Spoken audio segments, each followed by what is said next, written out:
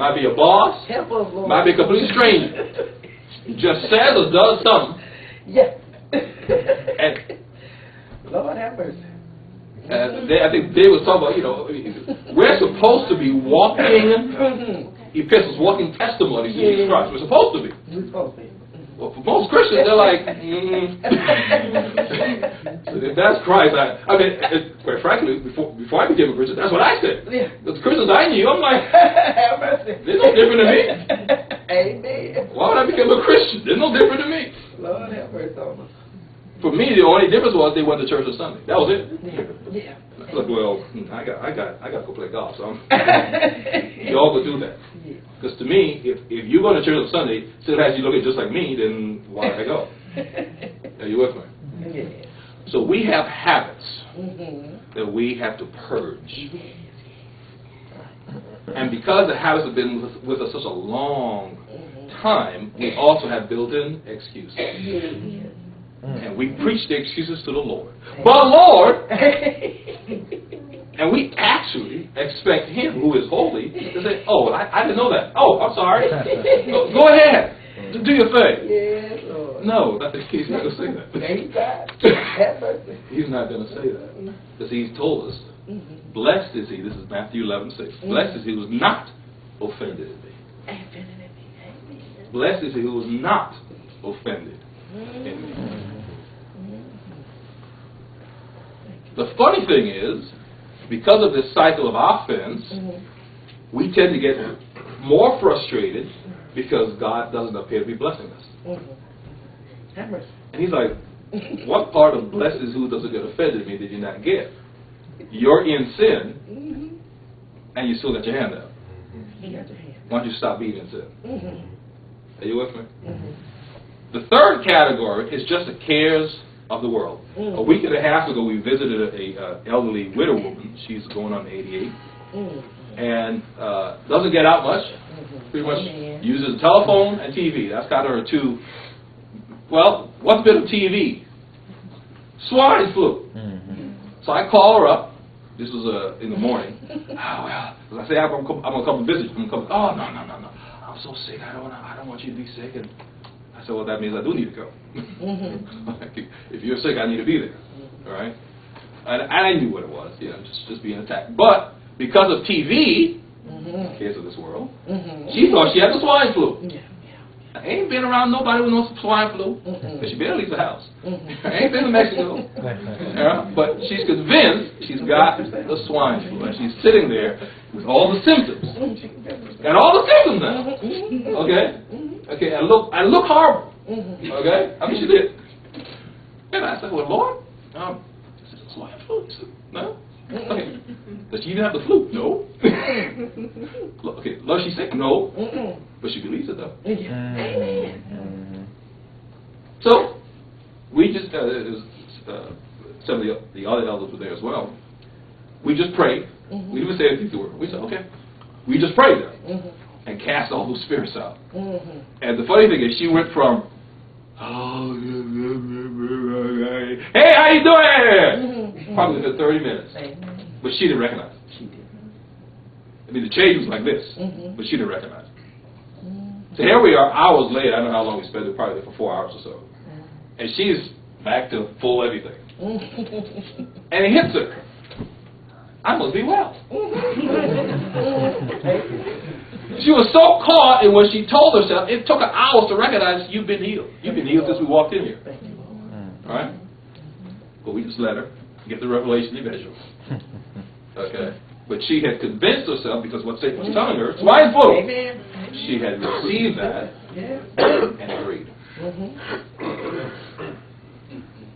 Matthew 18 tells us that if any two on earth agree as touching. Now, many people have bastardized this scripture, because now you got folks who say, let's touch and agree. It doesn't. You ain't got to touch nobody. Okay? It's not what the scripture says. The as touching is just old English for as pertaining to. That's all it means. If any two on earth agree as pertaining to anything they desire, it shall be done. Well, so Satan comes and says, you got swine flu. And you say, yes, I do.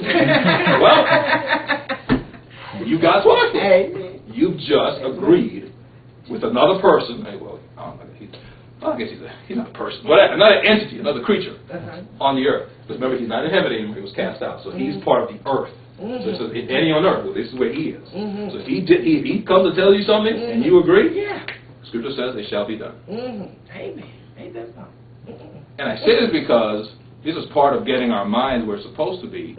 Satan tempts us with things from our past that we haven't recognized. Oh, that's a bad habit.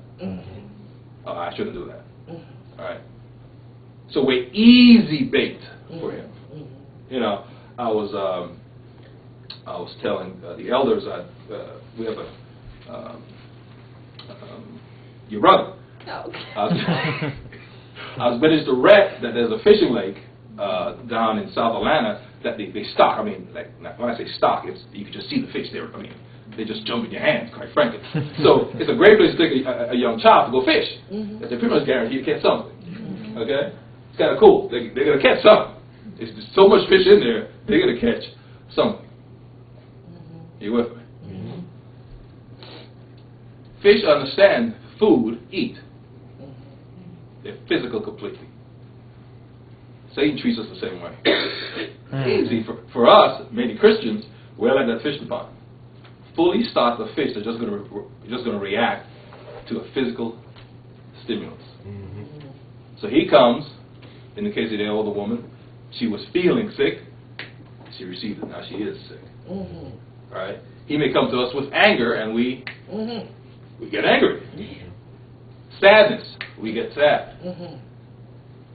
You know how it is. You wake up one day, you were fighting last night, you wake up and you're feeling sick. Now at that point, that's all that is. It's a feeling of sickness. But we aren't satisfied with just a feeling. We got to give it life. So we announce, I'm sick. And yep, you are, because you just agreed. Not recognizing it's just a devil. Say, you're sick. You're sick. You're sick. You're sick. Come on. You're sick. Yeah, you're right. I'm sick. That's all they're doing.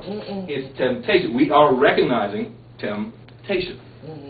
Because the things that Satan tempts us with are things that are blind to us. They're habits. They're stuff from our past. We don't think about stuff like that. All right? But we have to. We have to. In other words, we have to close the door to Satan easily controlling us. In all those things we get offended in. Let me tap back on disappointment. Let's think about disappointment. To be disappointed says, my hope is where?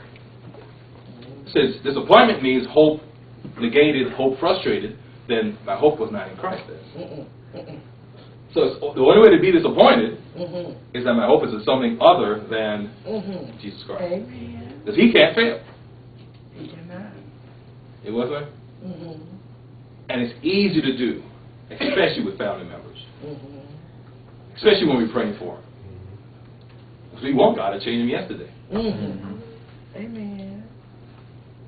And they come in, and maybe there's been a change. But we don't know the change, but there's been a change. So guess what? We want the whole thing done. So now we're looking for it. And they do something to the old person. And hope just crumbles. And Satan being Satan, he said, well, one crumble ain't enough. I need a whole wall to go. So they do something else. So here you are thinking, man, they've really changed. And in a few minutes, you're fully convinced, no. They're worse than they used to be. And hope flees. Because your hope was on the person. Not on he who could change the person. Amen. You're with me? We have to close the door that we continually open to Satan. Most Christians are being attacked every day by Satan and are losing, but don't recognize you're the one that opened the door. By hope. My depression all this week was my fault completely. No excuse.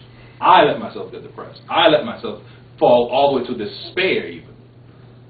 By the way, that's kind of blasphemy for a Christian to have despair. I mean, my gosh, God's gone. I mean, God's gone. To be in despair, absence of hope.